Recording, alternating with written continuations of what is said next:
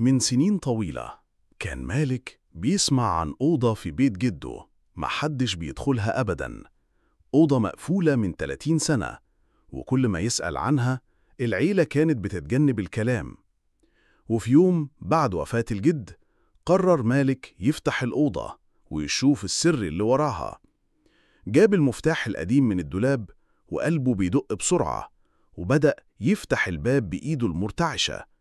ولما فتح الباب شم ريحة غريبة، وكانت أول حاجة شافها هي صورة قديمة لجده واقف جنب شخص مالك عمره ما شافه قبل كده. لكن الصدمة الحقيقية كانت في الكومودينو.